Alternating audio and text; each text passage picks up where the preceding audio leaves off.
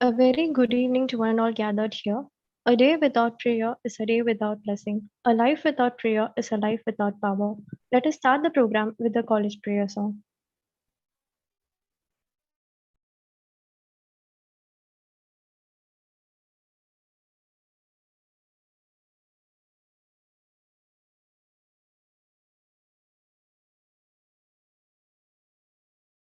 सत्यव्रतं सत्यवरं त्रिसत्यं सत्यस्य योनिनिहितं च सत्ये सत्यस्य सत्यं कृतसत्यनेत्रं सत्यात्मकं त्वां शरणं प्रपन्नं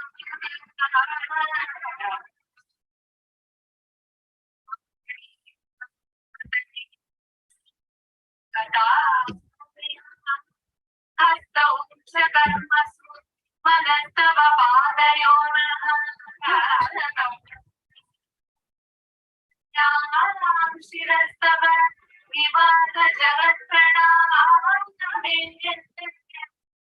कृष्णसदा दर्शनेतु भवत्तनूनः नमो भगवते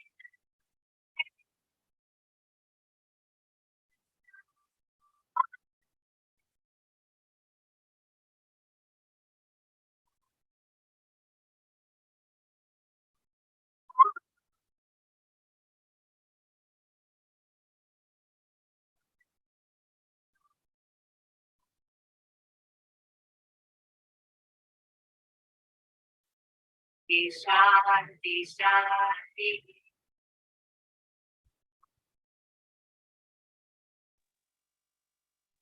On behalf of Postgraduate Department of English, STNB Vaishnav College for Women, I take privilege in welcoming you all to this international seminar on current trends in English language teaching and research. We are honored by the presence of our special guest, Dr. Shweta Rajshekar, academician, Toronto, Canada. We welcome you, ma'am. Now I invite Professor Archana, Postgraduate Department of English, to welcome the gathering.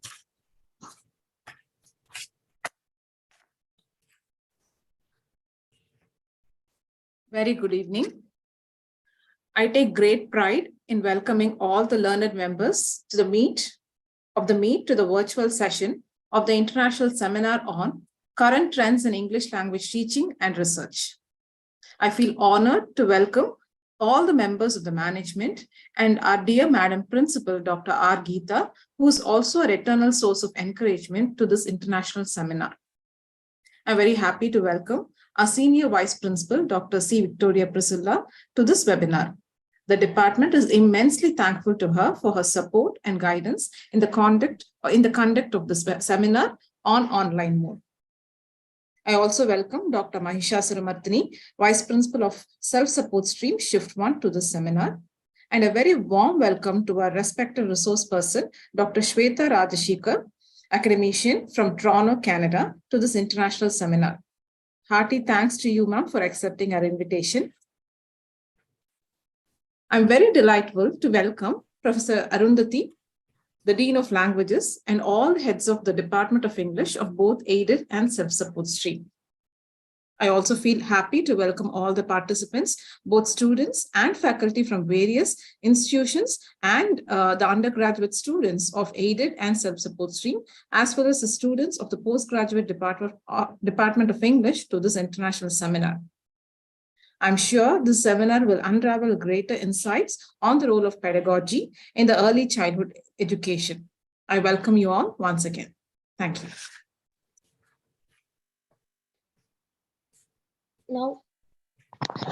Now I call upon Ms. Aarti from 2nd MA English to introduce our speaker.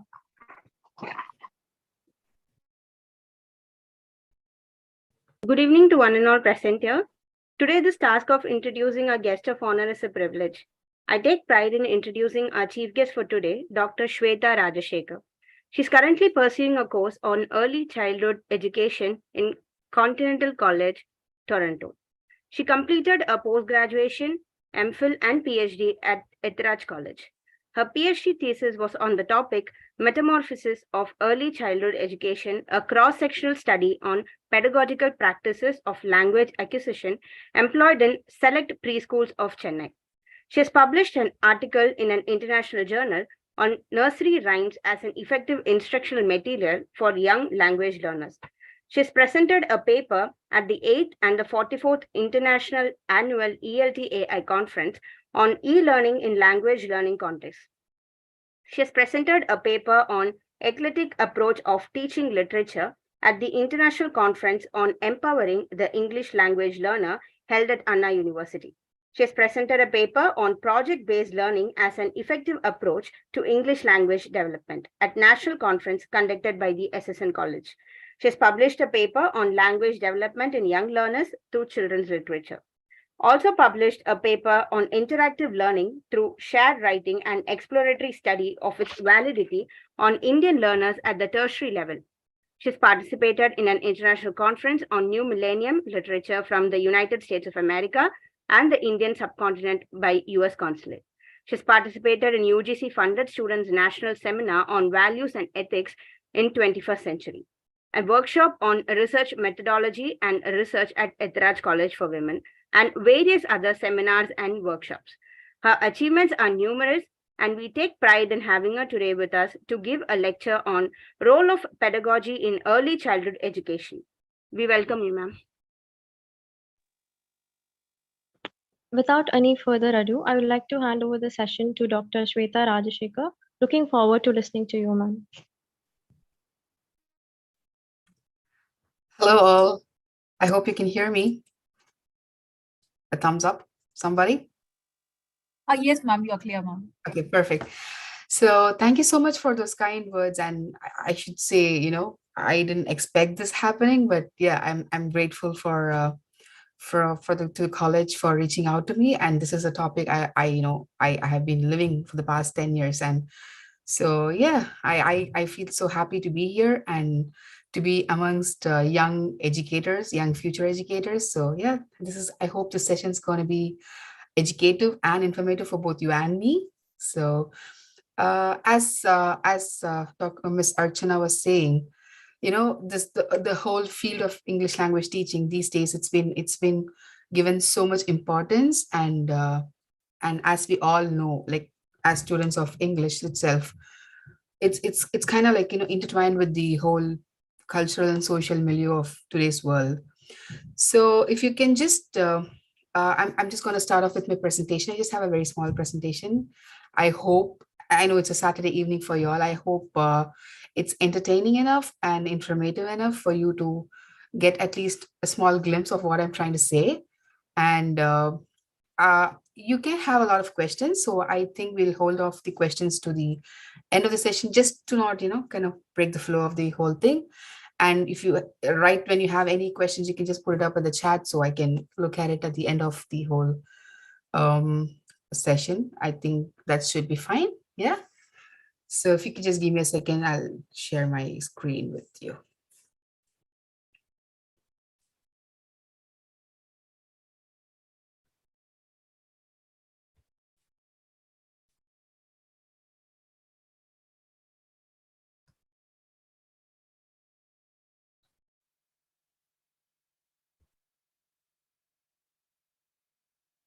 Okay, so all can see the screen, right? Yes, ma'am. Okay, perfect. Thank you so much.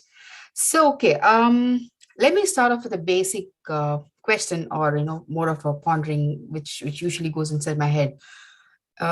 We have been learning English literature, for like almost like centuries now, and the whole concept of English language teaching developed, I should say, or incepted like very recently. It was not something which has been, forever.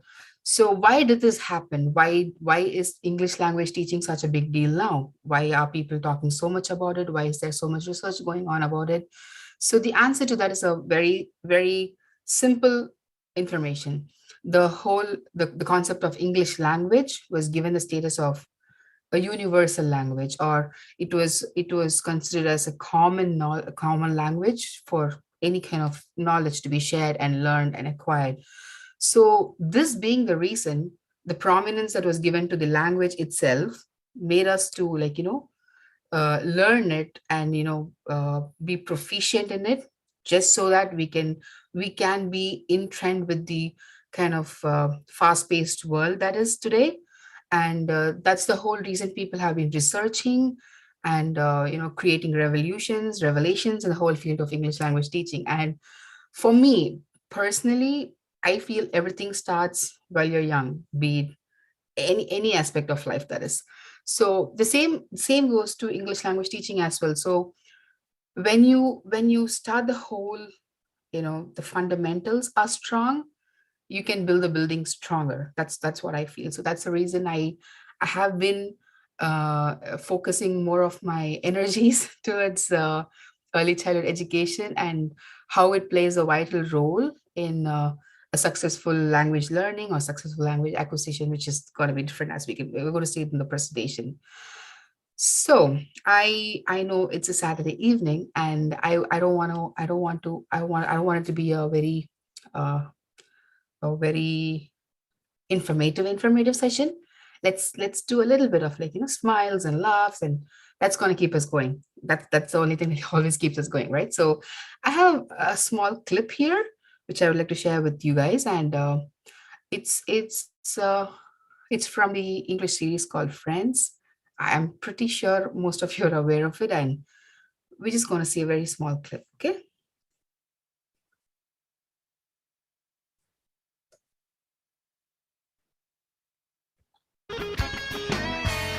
All right, well, it seems pretty simple. Your first line is, my name is Claude. So just repeat after me. Je m'appelle Claude. Je découpe plow. Well, let's try it again. Okay. Je m'appelle Claude. Je déplie blue. Huh. It's not quite what I'm saying. Really? Sounds exactly the same to me. It does? Really? Yeah. All right, let's just try it again. Okay. Really listen. Got it. Je m'appelle Claude. Je te floop flee. Oh, mon Dieu. Oh, de fouf. So, sorry. Yeah. So the clip we just saw, it's my most favorite character, Joey. He's trying to learn French for an audition. He's a grown man. He's a mature person, and still he's trying to learn a very simple sentence in French, which just says, "I am Claude." So his friend tries to teach him. She says, "This is simple. We can learn." And as you can see in the clip, he is able to understand the emotion or the stress that she lays on the language easily, but he's not able to comprehend a single word of what she says, because all that he can come up with fluff. So this is how we feel most of the times when we're exposed to a new language. So it's always like we try to when we try to learn a new language, and we're exposed we're exposed to it. The first reaction that we have is, I don't understand a word, because people have such a fluency. The person who's talking to has such a fluency, so it's all Greek and Latin. No, technically it's just that. And what we try to do is, first we try to understand the stress and how the language comes out, like the highs, the lows, and then we try to make sense of the words through context, through the person's voice, the emotion that she or he emotes. So as and when we gradually are exposed to the language, we end up learning it. Like, we inculcate certain words. It happens to all of us, like when we travel to a different state in India, or, excuse me, even a different country. We eventually learn the language even without any formal instructions. We just kind of internalize the whole thing.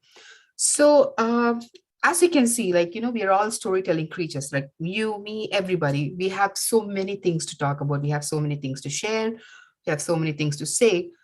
How is it possible when we need a common ground to share these information, but we also have an issue, you know, with the words. This is how children feel, like, you know, they have so many things to share. Like, all of you have seen small kids, they have so many things to talk about. They can talk about literally anything, but they also need a medium of communication. When they speak, they want to be able to the other person to understand what they're trying to say. So that's why the whole, you know, acquisition of English language is pivotal when it comes to early childhood education, because children, when they're exposed to a formal education, be it in grade 1 or even kindergarten these days, they have a lot of learning happening. So when they're exposed to a new setting where they're going to be given a lot of information, a lot of knowledge that they're going to be learning, they need to be able to understand what's being told to them. They need to be able to comprehend and, you know, respond to what's being said, because it cannot just be a one-way communication. And that's where the whole concept of early childhood education gained its importance, and the need to develop and make it better, just better every time, is more important. So in this lecture, we're just going to be looking at, you know, certain topics. I don't mean to you know, plot with so many information. Just a few topics that I would like to touch upon are, the first, we would like to talk about age and how it is associated with the whole concept of language acquisition. That will be where I would start off with, and then we go on to what is early childhood education, why is it important, what happens in it in related to English language learning. And then we go on to the main topic of the whole session, which is pedagogy. You know, what is it, to teach or not to teach? That's what we're going to talk about. And then we touch upon a little bit on the different approaches in pedagogy. Again, we are going to talk only about the ones which are related to the early childhood education, uh, teaching, learning, instruction. And then we are going to talk about components of a well-structured pedagogy. What do we need in order for it to run smoothly? How can it be planned? How can it be executed? Those kind of things. And finally, we're going to have like a small chat about the limitations, how in what are the limitations that hinder the whole process, or what makes it work, what doesn't make it work. So we're just going to have a little chat on that.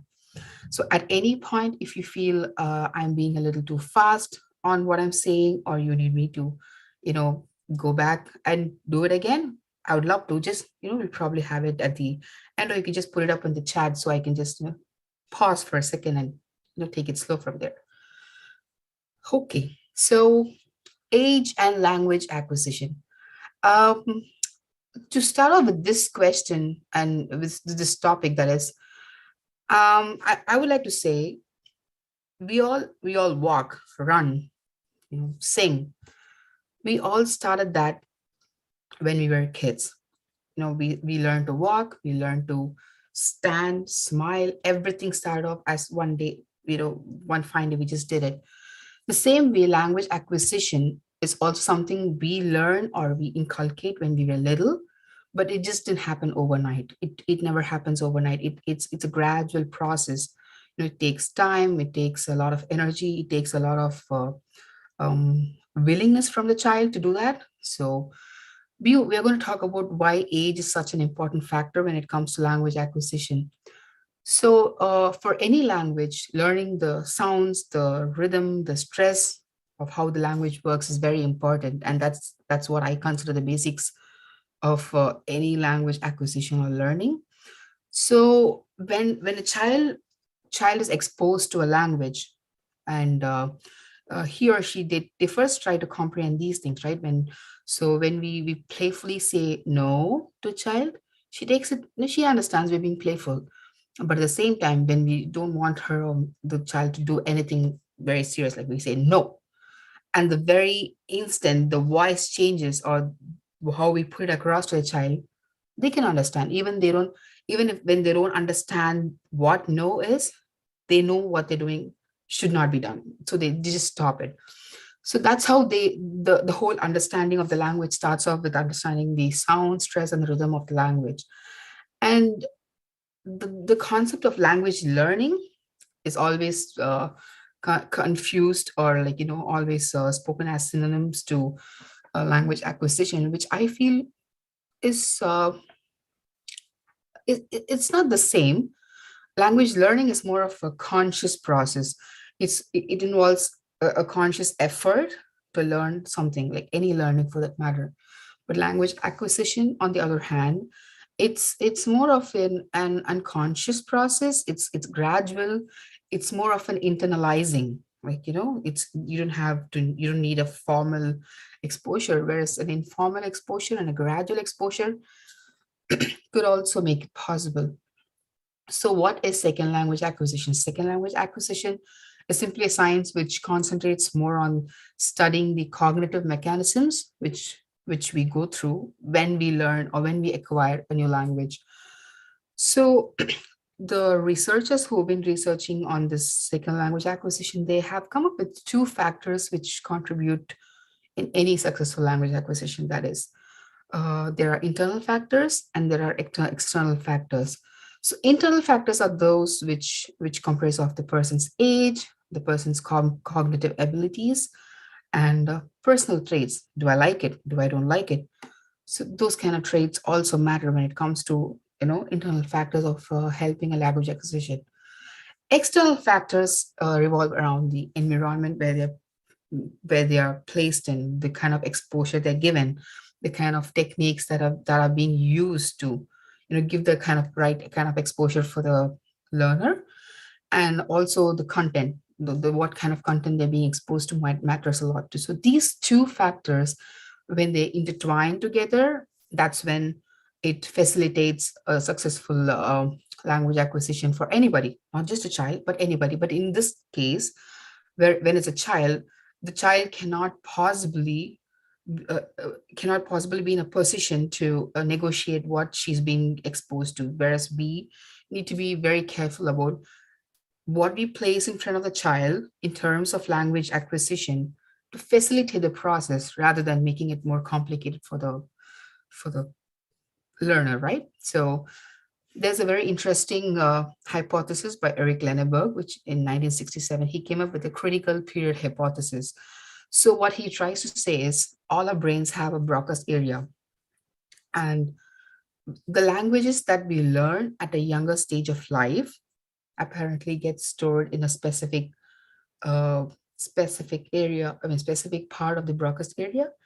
And the languages we learn as mature adults or adult learners get stored in a different part of the Broca's area. So the basic difference in the area that it's being stored in, it represents how much of fluency or the proficiency we gain in the language. Because as we age, as we grow older, the brain loses its plasticity to accommodate more information. So that's why if you see children who learn a lot of different languages at a younger age are able to be more proficient than any adult learner, because they hold the language as equal to their L1. Because when they're absorbing all the information and they're absorbing all the language components at a younger age, it just keeps honing inside, rather than depleting. It just gets better. So he says up from ages 2 to up to puberty, this is when the brain has most elasticity to absorb a lot of information, a lot of language. So this particular critical period hypothesis is a very strong principle on which the whole concept of how age is a very important factor in language acquisition is based upon. So now that we've seen why age plays a very important role in language acquisition itself, we need the basic neurophysiological features of the brain, enables better comprehension and better acquisition of the language when we're little. Now that we've seen that, we're going to check on what is early childhood education. Now that we know, we're going to talk about young children, because we've spoken so much about the age, and younger the learners are, better they learn. So now we're going to talk more about early childhood education. What is it? Why is it given such an importance these days? So in our country, early childhood education is it denotes it's like an umbrella term which denotes play schools, preschools, kindergarten, nursery schools, and it's basically for children up to the age of 5, from the age of 2, that is. So what is it? What do they do? What do they get in early childhood educational centers? So it is more of a structured, age appropriate exposure before they get into a formal exposure of education. This is more of an age appropriate exposure. Like this is what prepares them for the lifelong learning that's going to happen. So this is more of a structured, I mean, I would say planning wise it's more structured, but presentation wise it should be more loose. We're going to see about that more in the later slides. So it's basically enhanced of, it's basically built upon a lot of social and cultural nature of learning. How do children learn? That's the basic question any childhood educator has in mind before they even plan anything for the class or for the child, or so on. So what do they do in early childhood education? So uh, we have been seeing how early child education has been playing a role, I mean, an important role in the recent times. What I would like to say is how does it fit in the picture of English language teaching, right? So what do they do in these centers to promote easier language acquisition? So they create learning opportunities and not lessons. So we are going to be very clear about this.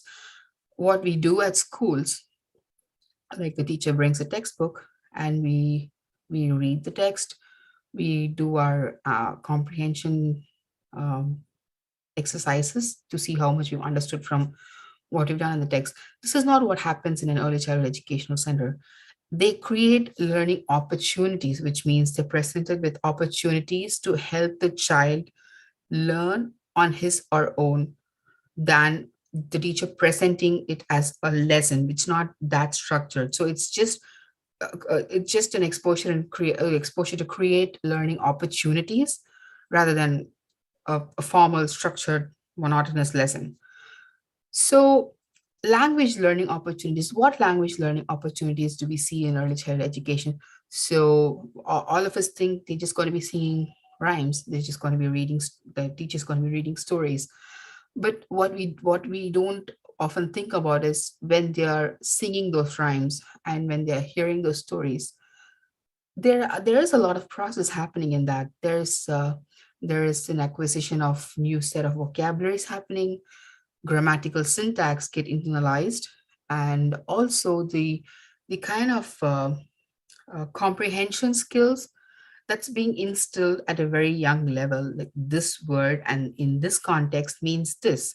So this is getting inculcated in the child as and when the child is being exposed to the language in a variety of mediums, in a variety of instructional materials that the teacher uses. Then we also have development of phonemic awareness. So before I could speak about this phonemic awareness, I would like to share a small anecdote with you. So when I started off my research on nursery rhymes when I was in my postgraduate MA, yeah, in my MA. So my topic was how do nursery rhymes help in development of, I mean, enhancement of language acquisition, right? So I had a questionnaire which I had distributed amongst my own classmates to have a basic understanding of how their what is their knowledge about nursery rhymes and how were they exposed to it, right? So one of my classmates, she walked up to me and she said, "It's good that you're doing this, because apparently when until she was in grade 5, she didn't realize that when we sing ABCD, there's this song that we have all of us sing when we were little, ABCDEFG. So when she learned that, she had been under the assumption that LMNOPQ was a single string of a single string of letters together, or as a word as such from on in the rhymes. So she was like, we learned the alphabet separately. We we learned spellings, we learned words, but I did not know LMNOPQ was what they meant in LMNOPQ. So this was such a big revelation, I should say, because phonemic awareness is something where a learner of any language understands each sound, each they don't learn it as A, B, C. They learn it as A, B, S, D. So they learn the language. Sorry, they learn the sounds of the language, which helps them in manipulating these sounds to form words and in turn sentences, and that's how it goes. So when they don't have basic understanding of how these sounds work or how these sounds can be stringed together or manipulated, there's something that goes amiss in the foundation of how it develops. That causes to how that causes to pronunciation problems, that causes even spellings. Like we see certain children trying so hard that they have so many spelling mistakes. It's not because they don't know the spelling, it's because they have not been taught how to put the spelling up. They haven't been taught how to use the sounds that they've learned to string those sounds together to form that particular word. It's not about just mimicking the words that we see: CAT, cat, DOG, dog. No, instead it should be cat, dog. So when the teacher writes the D, the child knows it denotes the sound D rather than just D. If you were to see DOG, it doesn't sound right because the word's dog, but the spelling you say is different. So instead, if you use more of the phonetic sounds to teach spellings, that creates a kind of a foundation for phonetics, and that's what's basically phonemic awareness is all about. So early childhood education plays a very vital role in instilling or even creating the foundations for this kind of a phonemic awareness to happen. And again, it encourages comprehension skills. How, if you ask me, we have a lot of stories.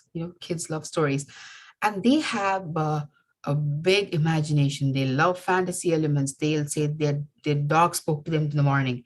So how, as educators, we use those opportunities to build upon their knowledge or the elements that they are speaking about to enhance their comprehension skills a little bit, just more like, oh, your dog spoke to you today morning. What was he saying? So the comprehension goes two ways, where we give the opportunity to the child to understand what she herself is saying, and also try to understand, or what we are asking of her, like, say some more. What do you think this is? So it encourages comprehension skills. And as we say stories, we just can't go on about like once upon a time there lived a king and just go on about it. We need to pause. We also need to know where the child needs to be asked questions, because it's easy for anybody to drift off.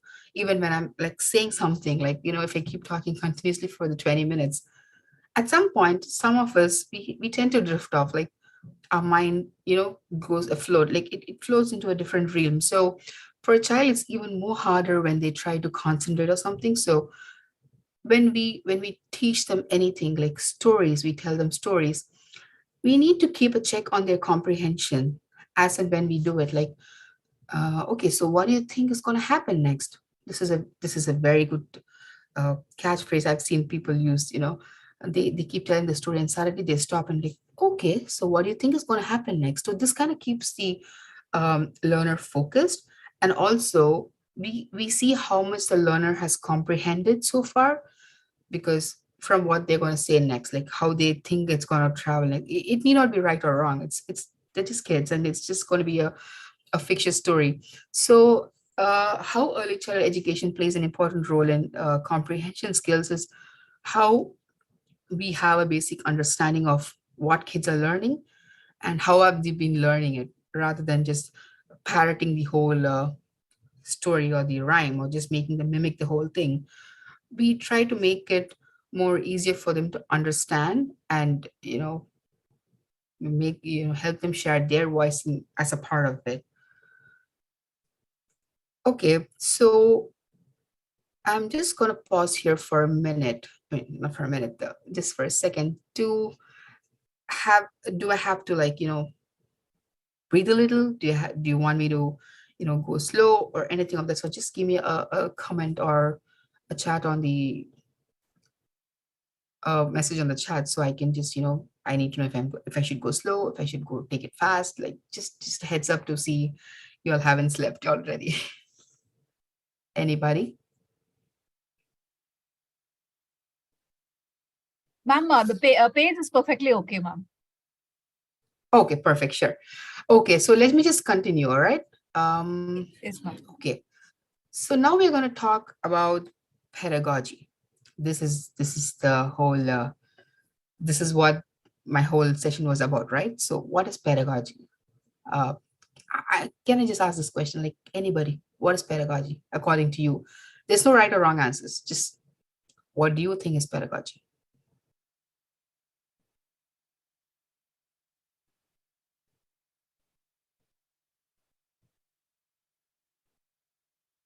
Excuse me, ma'am. They are not allowed to talk. Maybe I will unmute them. And meanwhile, as you said, they can Oh, no, actually no, put no, it no. in the chat box. Yeah, sure. I think let's not bother them. Like, let it go in a pace that you've been planned for. Like, let's not Yeah, no, intrude no. in that. We will also allow them to talk. But in the meanwhile, I'm requesting the participants to use the chat box. Oh, okay, perfect. Sure. Yeah. Okay. So, okay, as I was saying, what is pedagogy like? What do we know of pedagogy is, in putting it in simple words, it's basically a science. It's a science about teaching learning. So how is this a science? It's different from methods. It's different from, almost similar to approaches. Uh, I just have something here for pedagogists. So it entails variations in teaching methods, instructional designs, and it's carefully developed on theoretical understanding of how it works.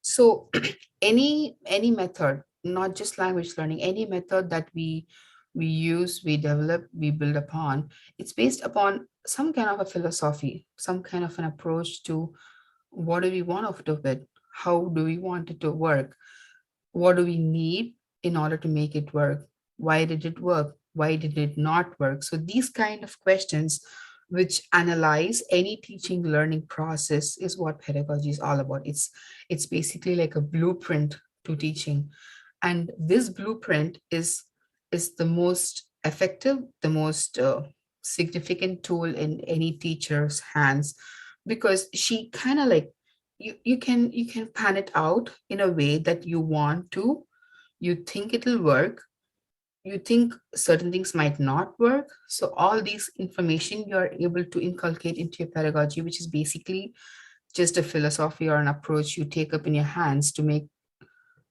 a process work or not work. So if you see the second point here, I've written process versus product. Any teacher, when they set out to teach, they have two things in mind. Do we want the process to be, do we want it more process oriented, or do we want it more product oriented? I should say some places it's more product oriented, like they just want the end result.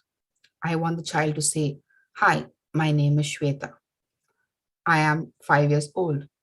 But do we really want the child to be able to uh, uh, you know is the child understanding what she's saying, or does she know, or is she merely mimicking, hi, what's your name, my name is Shweta? Is it more of a parroting that's happening here? So what are we concentrating over here? Are we concentrating on the processes of, how the child is learning it, the small components that go into learning, or are we just going to concentrate on the end product, which can be easily achieved, but in the long run is going to turn into a hindrance for the child herself? um, okay, it's as I said, it was science of teaching. Any science, like if you take a scientific experiment, we have an objective, we have what experiment we're going to do. what are the materials required, what are the procedures, and what happens during the experiment and end result. So this is how a science experiment goes. Like, I know I've been far from science for quite some time now, but any scientific experiments go like that, right? The same way, language teaching learning is also considered as a as an experiment where you know you first decide upon your philosophy. What do you want the child to learn? You just want a child to learn basic sentences. That's your goal. If you want the child to build upon vocabulary on his or own interest, that's your goal. So what is your goal there? How do you want to achieve it? Do you want to achieve it by, a gradual process, not for putting a lot of pressure on the product, just the process, just letting it happen on its own pace? Or do you want a product, just, you want to achieve what you want to achieve? And then we also talk about, to make these things happen, what are the instructional materials we need to use? What are the techniques we're going to use? What are the techniques we're going to employ using these instructional materials that we've decided upon? So this is how it goes. Like, any language teaching also happens the same way. We set a goal, we know what we want to do, what are we going to use, how are we going to use it, and what is the result. So this is why pedagogy is called, like, science of teaching, because as like just like a scientific experiment, pedagogy talks about how learning can be dissected into various components, and it all depends upon your approach to how you look at the process happening. So the role of teacher and the learner also plays a very important role, because the teacher can play different roles when it comes to any kind of language learning setup. She can be an instructor, she can be a needs analyst, she can be a mere scaffold, that is. And the learners as well, learners possess different skills. Like, not everybody learns the same way. As we know, the multiple intelligences, some children learn visually, some children learn more via audios, some children like kinesthetic, like they like to do things to learn it. So the role of teacher and the learner also plays a very important role as we evaluate any kind of a pedagogical approach to teaching, right? So uh, we have 5 approaches to pedagogy. Like, these are some of the approaches. There are a lot of approaches in pedagogy. These are just the 5 which are more related to the English language teaching, the field of English language teaching. In this, I'm going to be talking about the 3 approaches which I feel are more leaning towards successful language acquisition at a younger level. So I would like to talk about the constructivist, the collaborative, and the inquiry based. The reflective and integrative are more focused towards higher level of learners, or mature learners, I should say. So if we go at the constructivist, it was first introduced by Jean Piaget in 1964. So it was also called the invisible pedagogy. So why are we calling it an invisible pedagogy? Because in this constructivist approach, what they think are, any learner, any child, they're active learners. In a sense, they construct their knowledge about the world, about the surroundings they're in, by themselves. They don't need a formal instruction to construct this knowledge, whereas the mere exposure to it, merely witnessing it, merely talking about it, merely speaking about it, they construct their own knowledge about it. If you see any preschool settings, they'll probably have a toy microwave oven, right? So I've seen a lot of kids walking up to the microwave oven. They just open it, put something inside, and they close it, and then they again open it, they take it out, and they eat it. So for them, they've seen this happening at home. They've probably seen their mothers do this, or they've probably seen it somewhere else where they're just heating up some food. But for them, what they know is what they've seen. They don't know this is called the microwave oven. They don't know the process is called reheating. So that's where we come in, right? That's where as educators, we come in to give them the vocabulary, or give them the labels to things that they've been seeing and right now doing. So So the learner plays more of an active role in this constructivist concept, and teachers are more of a facilitator, where he or she tries to label the processes that they are trying to, explore, uh, label, give them words to it, make them use those words in those contexts. So that's how they inculcate those words, and uh, and the whole process of what's happening. So they are, invisibly inculcating, in a more less structured way, I should say. um, Here they transform any information that they have into knowledge. So I walk on the road, I see a green leaf, but again I walk 5 days later, 7 days later, the same leaf is brown, it's dried up.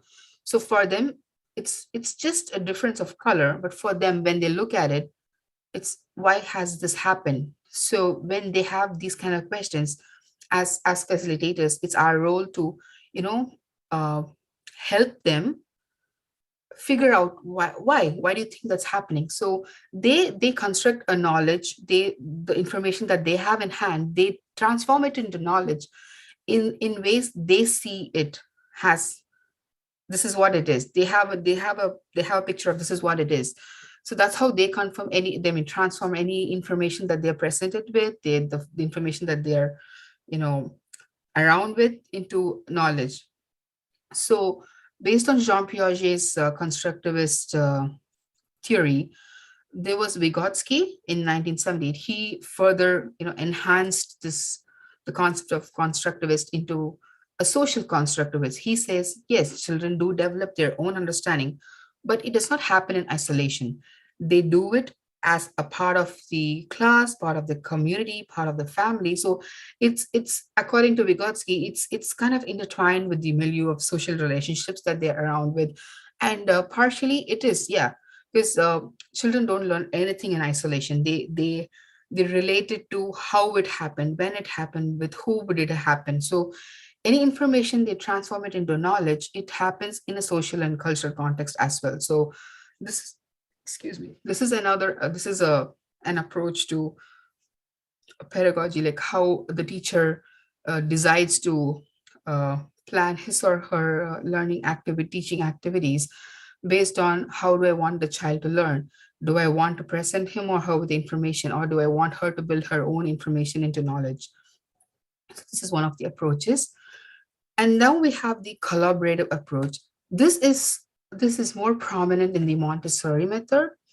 If you've seen the Montessori method, they have a unique type of classroom where they don't have a divisions in classroom based on ages. So it's a classroom with mixed age groups. And I used to think, what good does come out of it? What comes out of it? So their concept is, when children learn as a group, when they are in a group, they have a negotiation of information. Like, I might be 3 years old and my friend might be 5 years old. So the information that I have and my friend have could be about the same thing, but on a different level. So when this kind of, when they work on a project together, and the child tries to do something, the elder child is able to pass on his or her information to the younger one. Whereas, they have a conversation. It's more like a dialogue in between their abilities, their skills. So they're able to negotiate information, they're able to negotiate the skills that they're using. They share this, and they build their learning based on this. So when it comes to language learning context, it's like, I might, as a child, I might write something, I might say I might use a wrong word to say something. So the elder child goes, no, that's not it. This is it. So the younger child and the elder child have a conversation about what each one thinks that is. So in turn, it helps in enhancing vocabulary at different levels, like, the basic strength and sentence structure, uh, grammatical structures of spoken language. So the whole interaction of sharing experience or knowledge itself takes the language learning at a different level. And here, it happens as a very gradual process. It's not, there's nothing structured about the whole thing. They're just working as a team on a project, wherein they're putting in their skills and their experiences of whatever they have faced with that particular project working to understand this information and how to convert it into, you know, establishing it as a knowledge in their brains, right? So, and just like how they look at other people's work and, you know, monitoring other kids' work, they also they also are able to evaluate their own, assess their own skills. Like, okay, maybe that's not how it works. Maybe I should try to, you know, do it this way to make it work. So this kind of like, plays with their cognitive abilities, and it, if not anything, it merely sharpens their abilities to, you know, understand things in a better way. And this is also applied to how language learning happens in a group setting. It's even like a common saying around. They say when you're exposed to different kind of, you know, the same language, when you're exposed to it through different people, there's a lot that you inculcate rather than just being, you know, teacher learner straight uh, instruction, right? So and then we have the reflective approach, which, as I said, was more to, you know, it leans more towards the mature learners. But here I would say this approach could be very, very effective for the teacher herself. It is not how it's not to base a teaching learning activity on this, but it's more of reflecting on what happens in the class. Like, is this working? Is this not working? Which part of it needs to be, you know, enhanced, or which part of it needs to be toned down a little bit to make the whole thing a success? Like, you know, this happens through variety of self-evaluation tools like this, journal writing, diary entries. So these kind of like, you know, gives you insight about, okay, this has happened in the past. How can this be made better? Or this seems to be a success. How can I make it even better to help the other learners?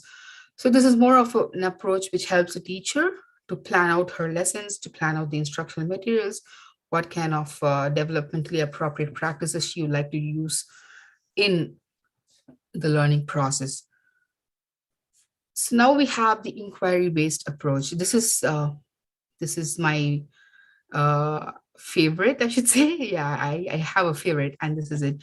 So this basically uses the child's thinking skills as a capital. Like, the child is capable of great thinking, though it might not seem so all the time.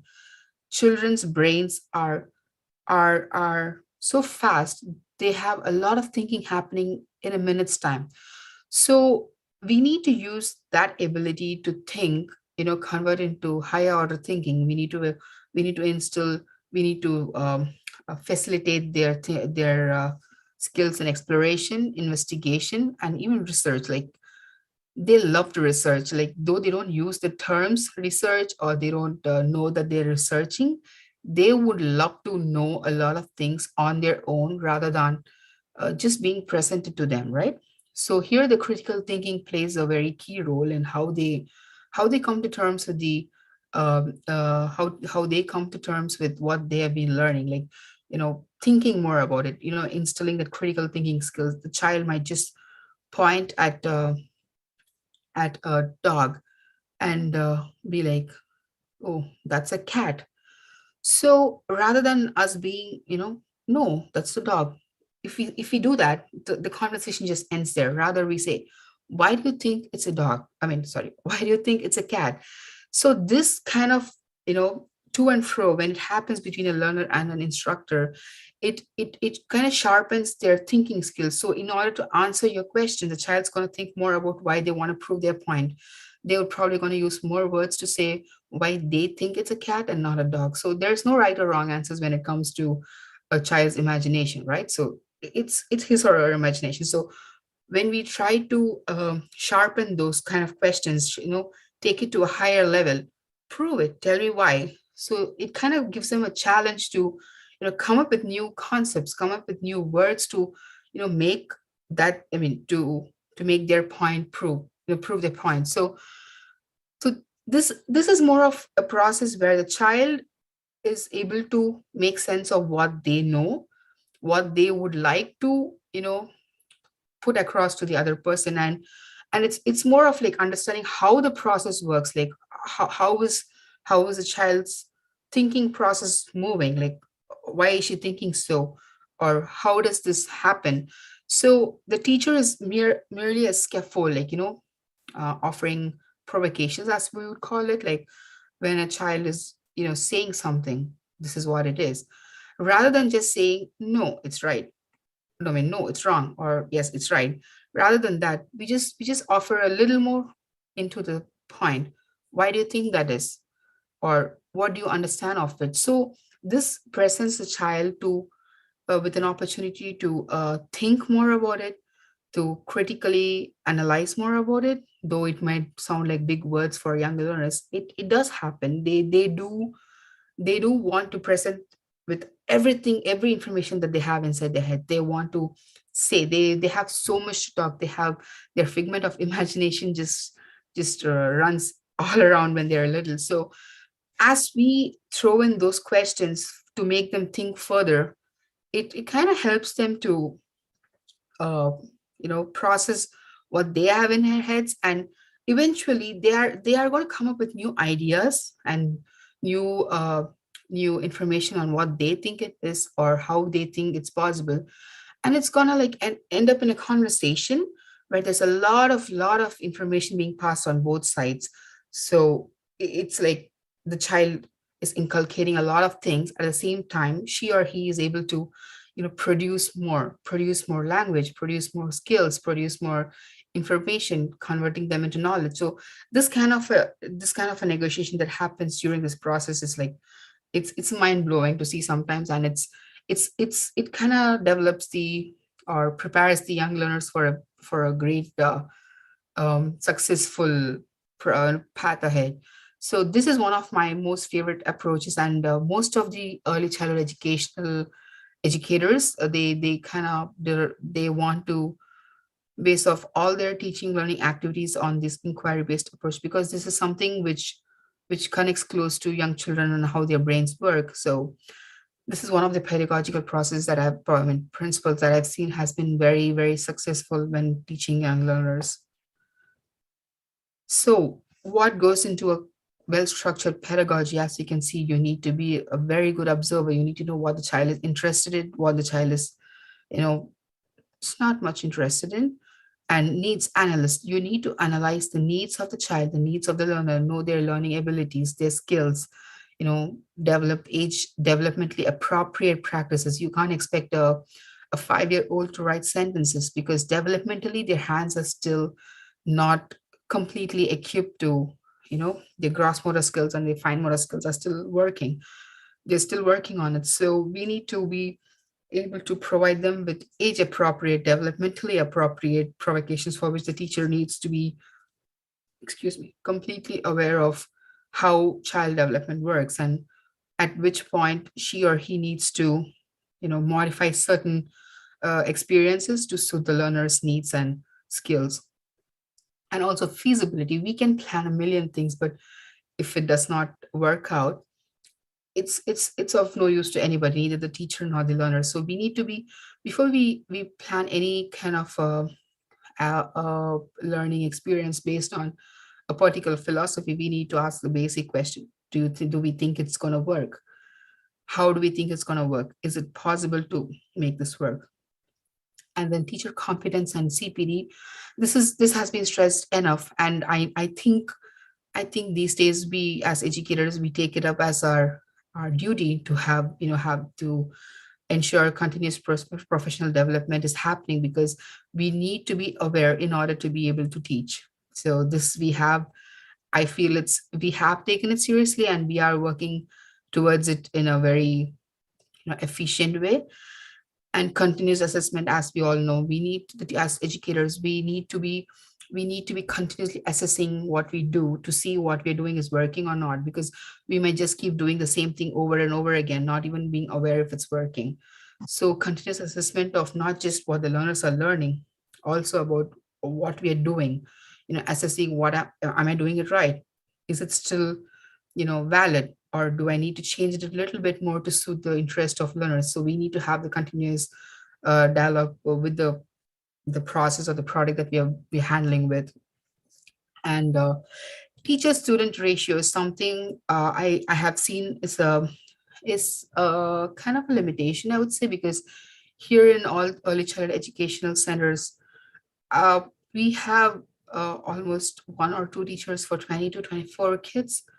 And it kind of gets hard because the teacher or the educator is not able to concentrate on each and every child to plan learning opportunities to suit each and every child, that is, because so they end up, formulating a one size fits all lesson plan for the whole class, and it might not work as well as it's planned because each child is different, their learning is different, their skills are different. So it needs a much lesser ratio for for the educator to be able to concentrate more on what they want of the child and how they want the experiences to provocate these thinking skills in a child. And engagement with the primary caregiver is pretty important because child spends most of the time in the centers and rest of the time at home. So the primary caregivers givers are able to give us more information about the child, what the child likes and dislikes are, in order for us to be able to, you know, uh, think and plan ahead to see how we can inculcate their likes and dislikes or their interest into the learning experiences that we have planned for them in order to make it a successful one, right? Okay, so now that we've spoken so much about you know how we approach certain uh, how we approach any teaching learning process and how pedagogical principles seem to are the basis of any learning opportunity that we've been creating.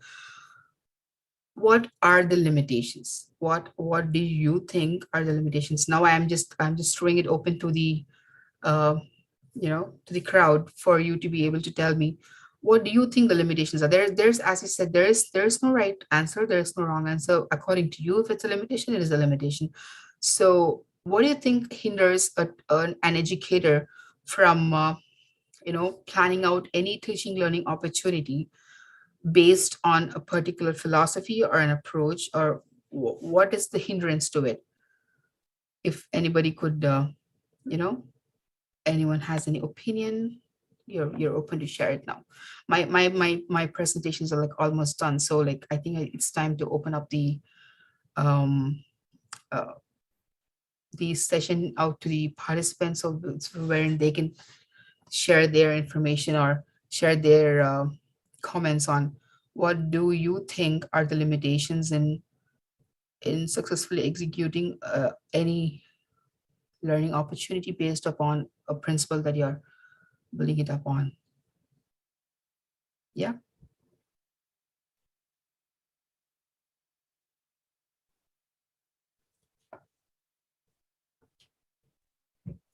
Ma'am, good evening. This is Evangeline. Hi. Hi, ma'am.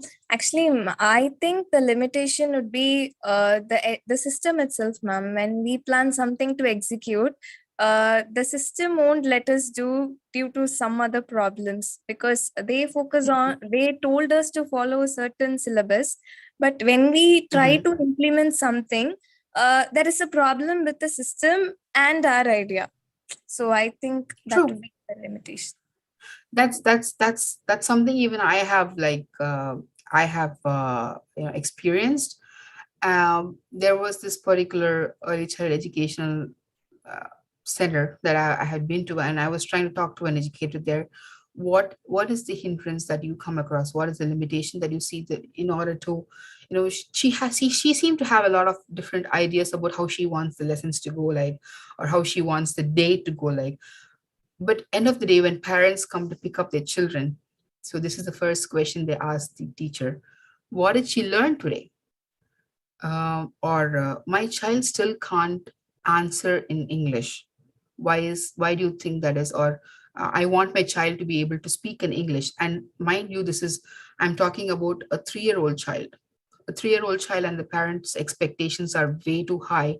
And these kind of expectations from the parents and kind of puts the educator, under limelight. They have to produce results, no matter how much the educator wants to concentrate on gradual inculcation of grammatical structures or the language skills. The parent just wants the child to speak, because in the kindergarten interview, they want the child to be able to answer the questions. I don't understand the concept of interviews for a kindergarten child, but yeah, the parents, they just want the product. They don't many of them, they don't want to see how the child is learning it, but they just want the child to be able to say, hi, my name is Shweta, I'm 5 years old. But whereas the educator who's striving so hard to make the language a more of a language learning more of an acquisition, eventually gives up to the requests or the demands of the parents, and they end up teaching the language, and the child is learning the language and acquiring it. Yeah, true. I actually kind of agree with what Evangeline just said. The whole system is somewhat of a hindrance, with a little bit of pressure from the parental friend as well. Yes, I accept that. Thank you, Angela. Hello, ma'am. This is Maggie from Hi, I think your voice is breaking up. I'm sorry. Hello? Can you hear me now, ma'am? Yes, I can hear you. Thank you. Yes, ma'am. Actually, it takes time for teachers as well as academicians to read the mindset of the children. What are their abilities, and what are all their pros and cons, be it their talent, whatever. So, meanwhile, the understanding takes, the expectations of the parents also gets higher and higher in between the time gap. So, it's also a difficulty to follow any particular pedagogy or to develop in the field of education as well. Yes, as we were saying, early childhood education, the whole concept of early childhood education, when they developed it, it was supposed to be more of an informal, less structured kind of an exposure to formal education. It's going to happen, lifelong, that is. But these days, the kind of competence or the proficiency they expect out of very young learners, sometimes it's shocking to see, like, you're like putting too much pressure on those young shoulders. And as you said, the educators, they need time, because if you're given with 20 kids, and you can't just understand or analyze all the 20 kids in a month to develop or curate learning experiences to suit everybody, you're going to need some time. So it's going to happen over the time. And that is also the reason why I spoke about the teacher and the child ratio, because one teacher concentrating on all of the students in the class and understanding each one's abilities, each one's skills, each one's level of understanding, and the type of learner they are, to curate learning experiences. We don't, as educators, we are still human, superhuman to be able to do that with so many kids around, with so much of pressure from parents. So there is a reason I also spoke a little bit about, how the ratio needs to be different, how a teacher can handle up to, I would say, five to six children. If you were to do justice to if we were to do justice to concentrate on the process of learning than the product, we need a lesser group, which means more educators need to be in the classroom, concentrating on groups of learners, and how we can, build up on each one's individual skills and abilities to, curate a better learning experience for them. Yeah, I understand that teachers need time, which they're not given. That's a major drawback that I see too. Yes. Anybody else? Okay, so I think I'll just move on to I just have a picture. So this is a coloring worksheet from, I would like to point out, these kind of worksheets are very pretty. Children love them because they love to color. But the learning opportunity here, I would say, is limited. Right? It does have learning opportunities. The children are still going to learn that's a cow, that's a pig, that's a sheep. But are they learning more about it? Is the provocation itself giving them opportunities to learn more or talk more about it? I would say possible, but not always feasible. Like, children sometimes just end up coloring and they just get done with it. Whereas there are, as I was talking so far, when we base our approach, when we have a particular philosophy in mind on how we want children to learn, or what are we going to present them with in order to suit our philosophy, we would choose something different rather than just a coloring worksheet where the children are going to just label that as a cow, this as a sheep, this as a horse, that as a pig, and just end up coloring them. We could choose something like this. So here the children are presented with numerous learning opportunity in just this one activity. Here they're having their motor skills, they're using the scoop. And if you see, there are cards like, the hen gets 8 seeds, the horse gets 10 seeds. So, there's numeric literacy happening. And then when the child is, playing with this, they're going to talk more about, what sounds these animals make. What do you think this is? What do you think they do? So it elicits more conversation, more of how the child sees this, rather than us telling that's a sheep, this is a hen, this is a horse. The child might say, no, that's not a sheep, that's a horse. But the teacher's not going to be like, no, no, no, no, no. Instead, the teacher is given with a chance to ask the question to the child, like, why do you think that is a cow? Or do you think that's a cow? Okay, tell me more about it. So the child's imagination works, and they are given with opportunities to use the language they have in their head, or produce more, if not any, produce more words, produce more sentences to prove their point. So these kind of activities is based upon the philosophy of focusing more on how the child processes information rather than just labeling, this is a sheep, this is a hen, this is a horse, this is a cow. So these two examples, I think, are the major these two slides are like the major differences between the kind of approaches the teacher could take. The teacher could take a first approach where she just wants the child to know what it is, or the teacher could take this approach where the child is slowly, gradually getting there, but learning a lot of other skills alongside. It becomes multidimensional. So it's on how we choose to look at things, how we choose to we choose which is more important in the learning process, and how we help the child get where they want to get, not where we want them to be at. So I just wanted to conclude my presentation with these images, just to like make a contrast on different how the educator can see this process as two different things, and how they would like to focus on which kind of competence or the skill they aim at, and is it the process or the product, as we already spoke about. I think I'm done with my content. So if anyone else has any questions or any thoughts you would like to share, I'm open to it right now.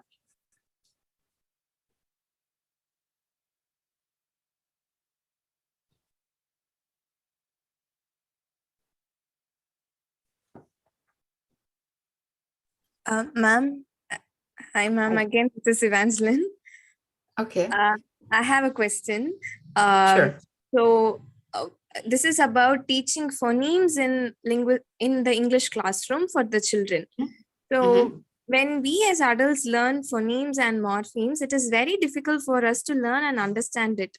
And when I teach a child the same, it is very difficult for the child to comprehend, and they might get confused with alphabet and the phoneme. So, and that affects their writing also. So how to teach phonemes for the children, ma'am? Okay, so the phonemic awareness, I think you're talking about the sounds of the language, right?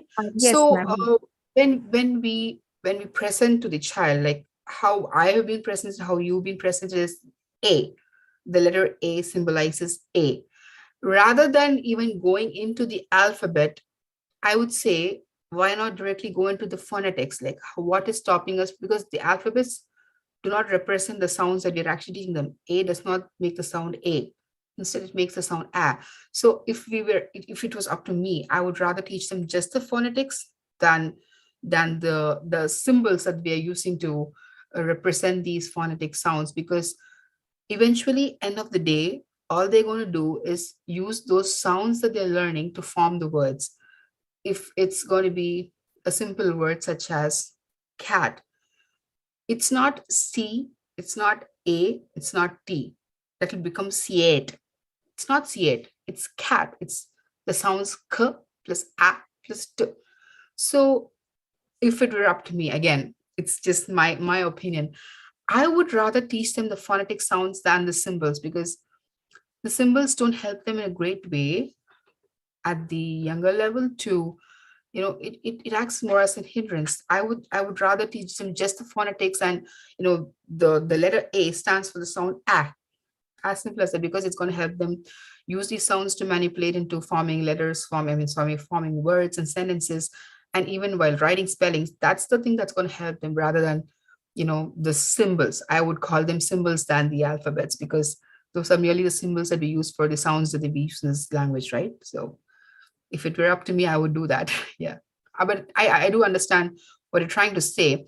When we teach them A, B, C, and then we teach them A, B, S, it is confusing for the kids. Rather, if it were to me, if I were to establish a policy, I would just teach the phonetics. Why bother with the symbols? Okay, ma'am. Thank you. No problem. You're welcome.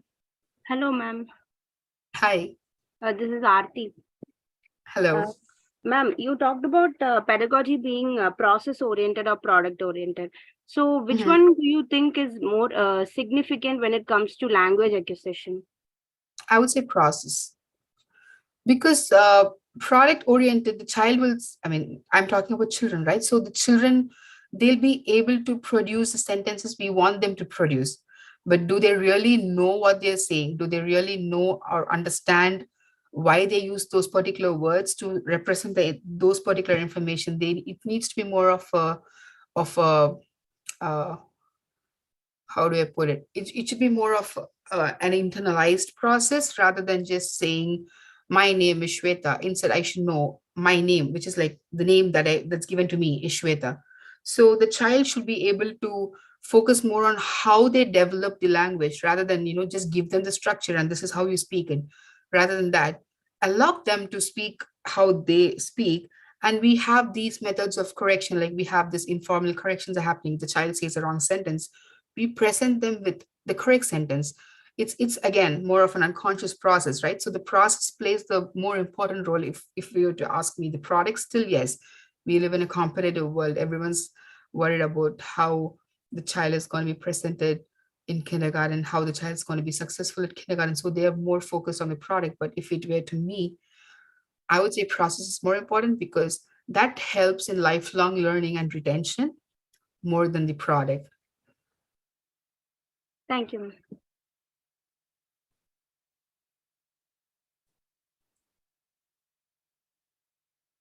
Yeah. Good evening, ma'am. This is Karthika. Hello. Hello, ma'am.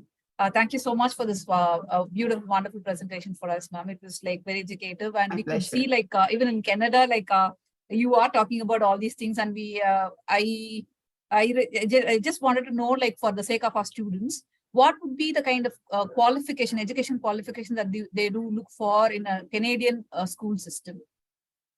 And so in Canadian schools, one more question is like, is there any other research opportunities for us, the students, in case they've completed their MA in English here? And what are the other research opportunities if they are thinking about either school or college education? Okay, so to answer your first question, here that we have something called as Teachers College, like, just like how we have our B.Ed over there. So there's Teachers College. So no matter where we come from, even if we do have a B.Ed from back home, we have something called as an equivalency over here. So they take the transcripts that we bring from home, and they evaluate it based upon the courses that we finished, the number of hours that we've done these courses for, the credits that we use. And they have a yardstick to which they measure that too. And so based upon that, sometimes they do take into consideration what we've learned.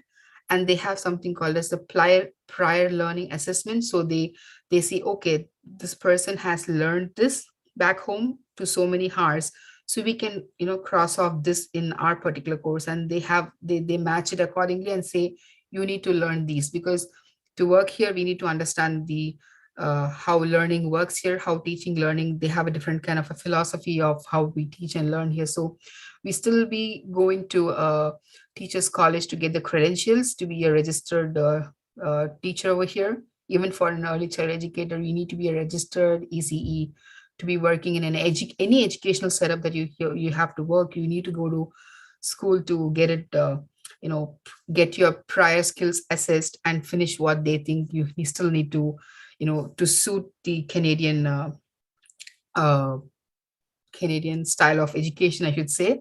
So that's something like we do have a lot of Indian students coming here.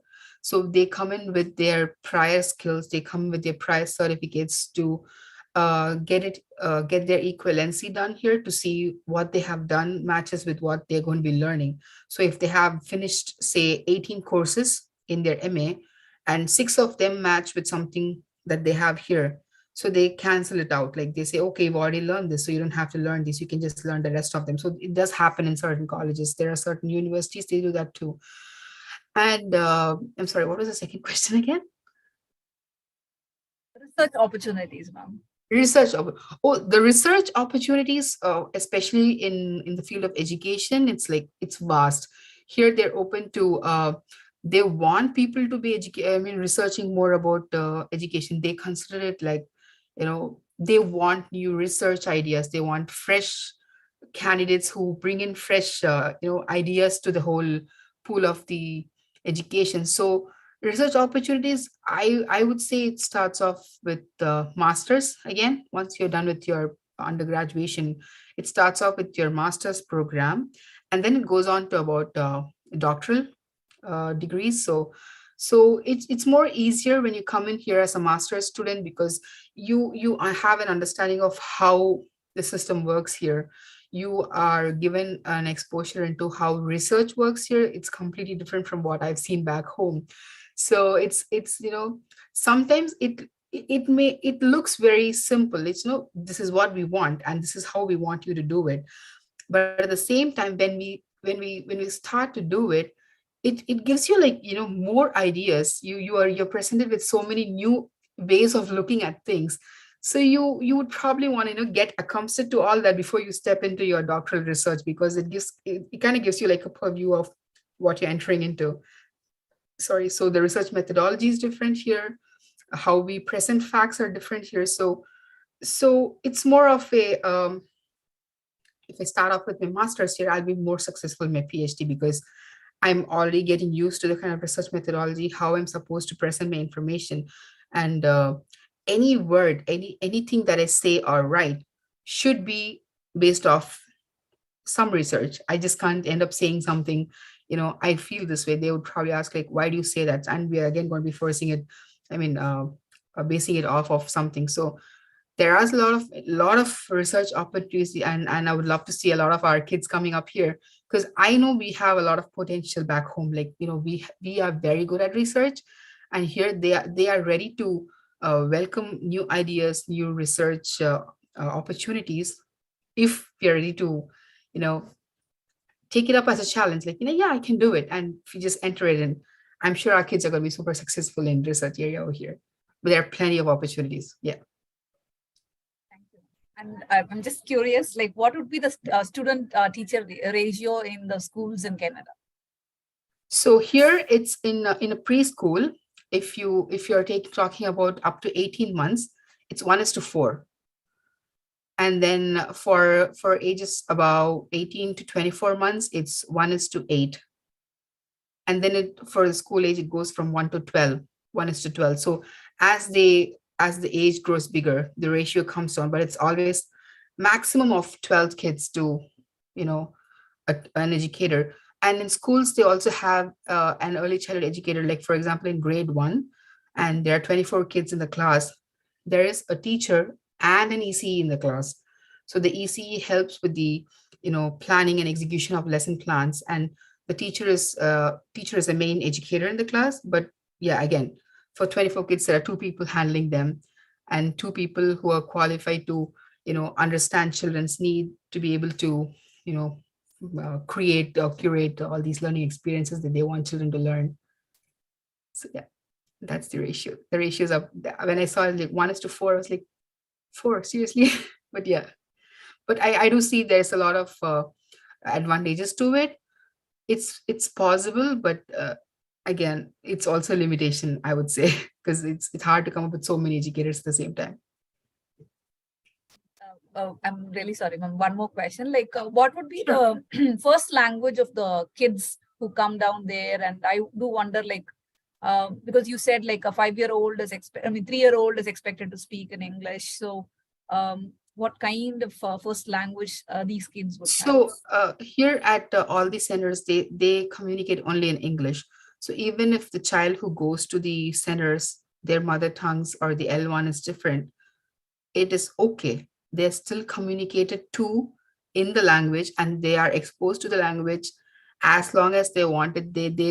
They keep repeating themselves like over and over again, but they do not, they don't use the L1 because it's hard to kind of learn so many different languages for the teacher to be able to communicate in different L1s. So the common medium of instruction is English. There are certain schools, there are certain centers which is completely French, because French is another national language here. So there are certain schools who the complete immersion, they use complete immersion to, they just speak in that particular target language, and children just naturally inculcate it over the time. So yeah. Thank you so much, ma'am. It was nice listening to you and just to get to know about how things are done in Canada. Thank you.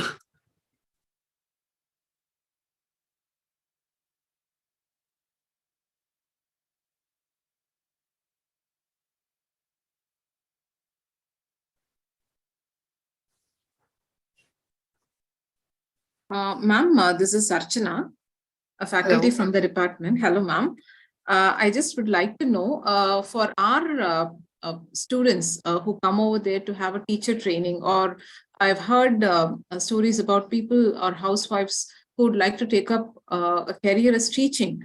Um, Residential Indians, non-residential Indians, permanent residents, whomsoever it is, what kind of challenges do they come across when they get into teaching? Apart from the kind of training or certification programs that you have mentioned, what other challenges, like the entire scenario of Indian education is very different from the way it is carried over there. So what is those, some of those very important challenges that one has to be ready to face? Okay, more than calling it challenges, I would say when you start working here as an educator, you kind of get used to the setup. That is something I've seen. What challenge is that there's they just never encourage rote learning at any cost. Here everything is experiential, everything is inquiry based, everything is, they have something called as an emergent curriculum. So they want children to learn things in their own pace. But whereas we are trained in ways to, by grade 1 we want children to be able to do this, period. We don't have a negotiation on that, we don't have any bargaining skills on that. So for us to come out of that mindset, I would say is the first challenge, because sometimes we have that impulse to like just, I'll just finish it, I'll just teach it off. But here they are very specific about, children being given that freedom to, at the national pace. I've seen in classrooms where the teacher is teaching, and I mean, I in fact found it funny when I first went to a classroom, like, the teacher was talking, and one child just got up and she was just walking around, like, she went into another learning center and she was playing with something, not playing, she was doing something else. So here how they believe it is, if the child is interested in what we are saying, the child will respond to it. If not, we are never forcing the child to learn the things that we want them to learn in a specific way that we want. Instead, we need to give them the space and the freedom to explore things in their own way. Okay, if the child is not, if the child is finding it hard to, sit through what I'm talking, I'm going to put across the same information in what she or he is interested in. If the child is more interested in just drawing or the art skills or the fine arts, I'm going to see how I can inculcate the language content that, I mean, the teaching content that I have in a way, artistic way, that the child is going to eventually end up learning the information and getting in the information into knowledge in the way the child wants it. It's never always going to be how I want it. So that's the major challenge, I would say. We need a lot of patience, and we just can't be like, no, you're just going to be sitting. You just have to sit. We do have they do discipline the child. They do use indirect guidance to make sure the child is, does not just get up and walk away. But at the same time, if the child struggles to understand any information that we are putting across the way we are putting it across, we have to modify it in the way for the child to be able to understand it in the way they do. That's, yeah, that requires a little bit of a training kind of thing to happen. Yeah. Thank you, ma'am. Thank you. And do the children have any sort of pressure regarding the, ma'am? Am I audible? No, I thought. Yeah, now you're. Yeah. So do the children have any sort of pressure? Do they go under some sort of a pressure, even in early childhood, regarding the completion of curriculum? Because you said it is more of a student-friendly atmosphere, an environment, where the teacher has to invent or innovate some way of methodology to teach the child. So is curriculum completion or the syllabi completion a major stress over there in the Canadian system? I would say no, because they have more than the curriculum completion. They have a certain set of skills they want the child to have by end of the year. It's more of just that. They don't have a set curriculum saying we need to complete this topic, rather than the topics, like how we have, different topics that we want to cover in the particular semester or particular year. Here they have more of these skills. I want the child to be able to do these things and just call it a day, rather than, focusing on what content the child has to know. I'm more focused on what the child is able to do. Like if the child is able to just, in language, if we talk about the language scenario, is the child able to say a proper sentence? I call it a day. I don't want the child to be able to speak to me in pages. Rather, at beginning of the year, the child was at this level. At the end of the year, the child is at this level. I find it as, a truly successful year. That's how it goes over here. They don't have a rigid, this is the content, this needs to be completed. I haven't seen that over here yet. But yes, I do know they have a certain set of skills. They have a governing document which they say at this age the child should be able to do these things. At this age the child should be able to say these things, and they just get there. From what I've seen, the children do get there. They don't seem to find a problem in that. Yeah. Thank you, ma'am. Good evening, ma'am. This is Akshaya. I Hello. would like to know, hello, ma'am. So since you told their learning style is different, and you say your teaching would be successful if there is an improvement from their beginner level and the level that they have reached towards the end, how do you measure it? Like, is it customized? Even the measuring is customized, or is it the same for every student? Okay, so it's more than measuring. It's more about here they take documentation very seriously. Like they have big folders for each child, and they document everything.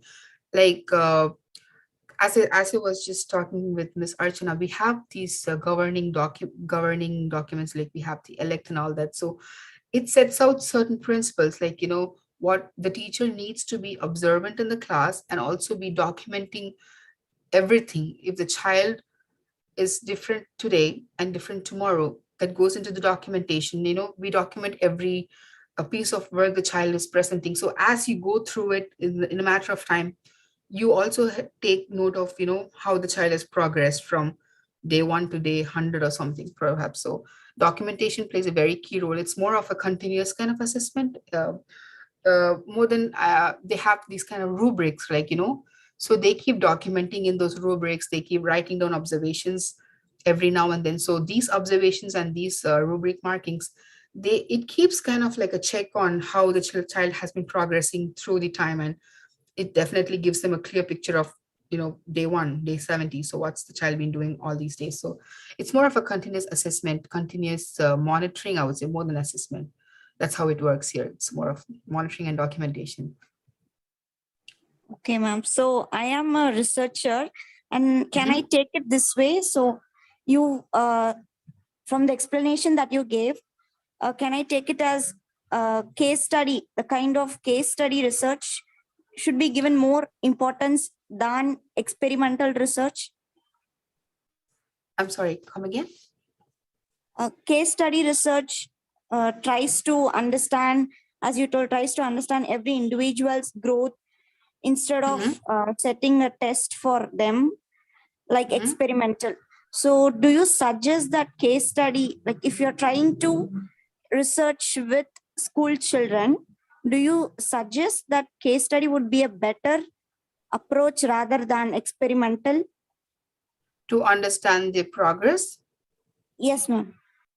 Yes, of course, because I mean, if not the term case study, monitoring the child over the period of time and assessing the different kind of works that they've done, has the work progressed or the work deteriorated, that's definitely a better way than understanding just one test result or one exam result, according to me, because it could just be a good day for the child, it could be a bad day for a child. So just with that test result, it it kind of feels partial if I were to decide a child's ability based on just one test paper. Yeah, I would probably go with the timely monitoring of the child from the beginning to where she or he has reached now. So see, for example, I have an exam today, but I've been sick the same day, so I might not perform that well in the exam, but I still have the skills necessary to perform well the next time. So that shouldn't deter me from that shouldn't deter the educator from thinking, okay, this child has not progressed. No, instead, over the period of 3 months that the child's been in the class, different works the child has submitted, different kind of activities that's been happening, different kind of learning experiences the child's participated in. It gives you an overall preview of what the child's been learning and understanding more than just that one test. Yeah, I would definitely say that. Thank you, ma'am. Thank you for letting us know that dismissing one size fits all practice is possible. And thank you for that, ma'am. Yeah. Good evening, ma'am. Karthika, I'm sorry. Just one question alone. How do you handle students with learning disabilities there, ma'am, or even persons with, kids with disabilities? In India, we do have these kind of special education systems. And how inclusive are Canadian school education system? Okay, the Canadian, if not anything, I've seen it's the best. I would say it's the best when it comes to inclusion, because here they don't have a separate. There's no separation. I would say the children are all treated the same, whereas the child who faces a little bit more of a difficulty in the learning process is given I wouldn't call it even a modified learning opportunity. The teacher just facilitates the process more for any learner for that matter. It's not just the child who's struggling. It's like they're all together and they all learn together, and the teacher just facilitates the process to be a little bit more easier for any child who faces a difficulty. It's just there's inclusion, as I said, it's like the best kind that I've seen over here. Yeah, thank you. Hello, ma'am. This is Hello. Pavai. Hello. Ma'am, a kind of a personal question, ma'am. Each and every kid is different, ma'am. So there are kids who pick things very easily, and I've seen kids, and there are quick learners, and some who get things very slowly. And these quick learners, they like in case of a teacher, and if the teacher is trying to telling them to repeat certain things, and they tell outright to the teacher that I know this, I'm not I will never do this again. How do we actually handle those kind of kids, ma'am? What do we do about them? And it's like, it's my son's case, ma'am. He would just refuse to do anything like if he has already done that, he would never repeat that again in the class. And when the teacher tells him to do that again, he would be like, I know this already. How do we handle those kind of kids, ma'am? Okay, so what we need to understand in this situation is that the early childhood educational centers over here, they're completely different. Like they don't follow a classroom approach. It's more like, they have different learning centers. They have the literary center, they have the dramatic arts center, they have the mathematical center, they have the sensory skill center. So a classroom is like, basically divided into different centers. So when a child does not seem to show an interest towards a particular learning opportunity that the educator has planned, or the child is not focused on it, the child is more than welcome to go to a different learning center to practice or to explore something different. So as an educator, I've seen people set the whole classroom based on a particular learning opportunity for the child. Like, the dramatic, if for example, there was this case where a child was more interested in feeding the toy figurines. So the educator, when the educator observed it, the whole classroom was based upon the concepts of feeding, cooking animals. So any center you go, it all revolves around the same concept.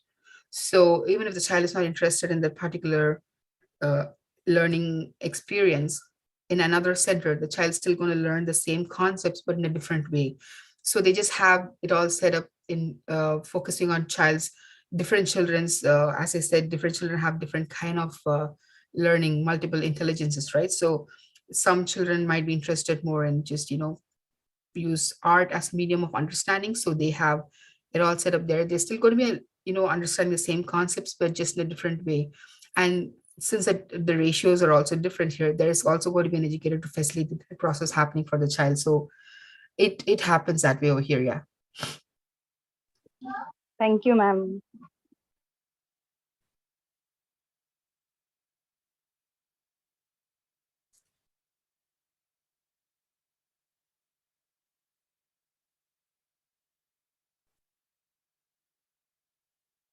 If there are any more questions, like, is there any question? Okay. Can we proceed then? Madangi, are you here? Yes, I'm here, ma'am. Yeah, you're not clear. Can you speak again? Yes, ma'am, I'm here. Can you hear me, ma'am? Yes, I can hear you. Yeah.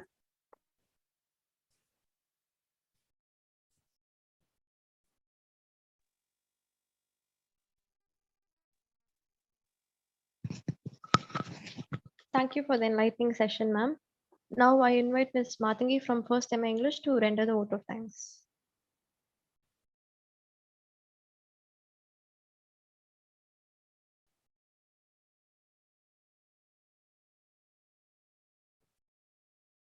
It's my honor and privilege to deliver the vote of thanks for today's international seminar on current trends in English language teaching and research.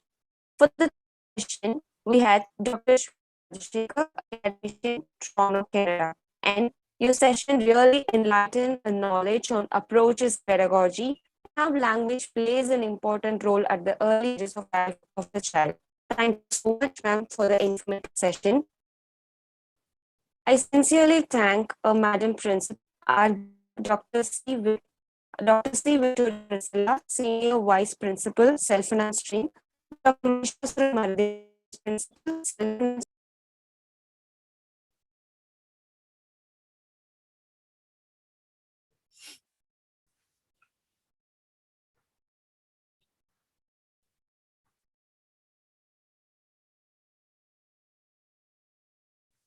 Yeah. Sorry, ma'am. I think we have lost her.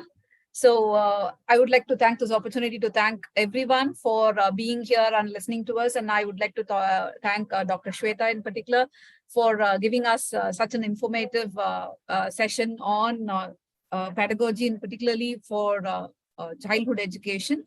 And thank you so much, ma'am, because we were able to relate to it, because you gave us a lot of small interesting anecdotes and information. So it was very relevant, I believe, and all our postgraduate students as well as the other students of English would be able to understand like what exactly is happening in the area of